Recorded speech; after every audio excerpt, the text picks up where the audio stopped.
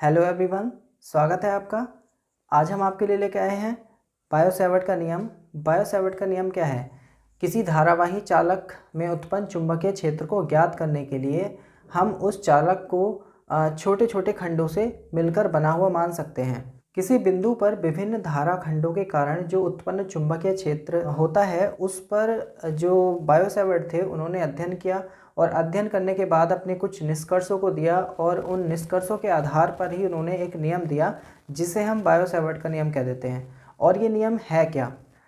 माना कोई चालक तार है और इस चालक तार में धारा I बह रही है और हम इस तार को छोटे छोटे खंडों में बटा हुआ मान सकते हैं या छोटे छोटे खंडों से मिलकर बना हुआ मान सकते हैं। माना इसका कोई एक धारा खंड डेल्टा L है जिसकी लेंथ कितनी दे रखी है हमें, A और B, स्मॉल a और b दे रखी है और किसी इसके एक बिंदु से, इस धारा खंड के एक बिंदु से स्मॉल r दूरी पर कोई एक बिंदु P स्थित है और उस P बिंदु पर ही हमें चुंबकीय क्षेत्र निकालना है। बायो-सैवर्ट के अनुसार यदि इस धारा खंड से स्मॉल r दूरी पर एक बिंदु P स्थित हो तो उस P बिंदु पर जो उत्पन्न चुंबकीय क्षेत्र होगा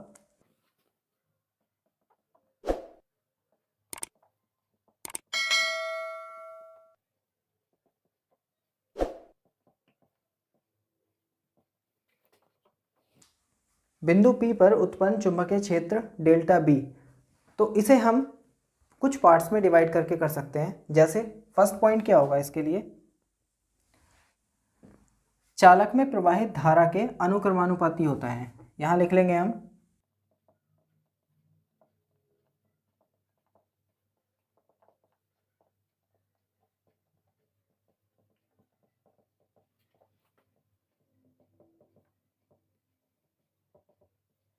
अर्थात delta B proportional capital I, इसे इक्वेशन फर्स्ट लिख लेंगे।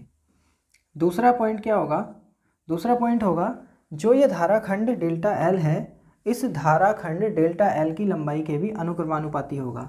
यानी धारा खंड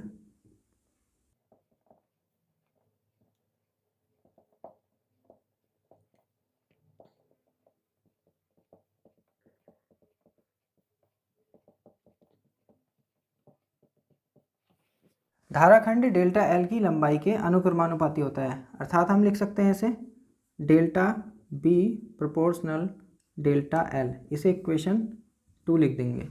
तीसरा पॉइंट होगा हमारा कि जो ये धाराखंड है और ये बिंदु P के बीच में जो बनने वाला कोण है इसकी ज्या यानी साइन के अनुक्रमानुपाती होता है।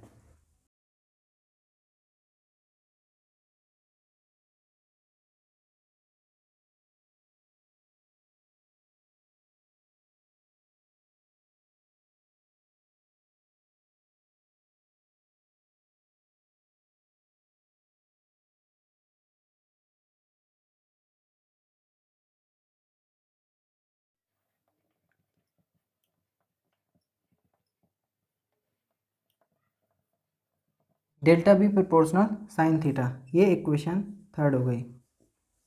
और नंबर 4 होगा हमारा धाराखंड से बिंदु P को मिलाने वाली जो दूरी है R, इसके व्युत्क्रमानुपाती यानी वर्ग के व्युत्क्रमानुपाती होता है। हम इसे लिख सकते हैं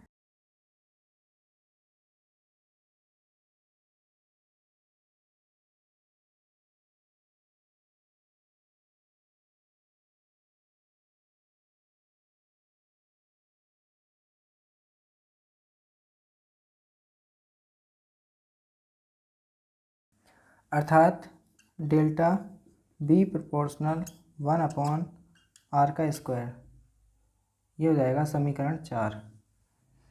इसके बाद बात करते हैं हम इन चारों नियमों को अगर हम मिला दें तो हमें जो धाराखंड के कारण उत्पन्न चुंबकीय क्षेत्र है वो हमें मिल जाएगा। हम इधर कर देते हैं, यहाँ लिख देंगे चारों नियमों को मिलाने पर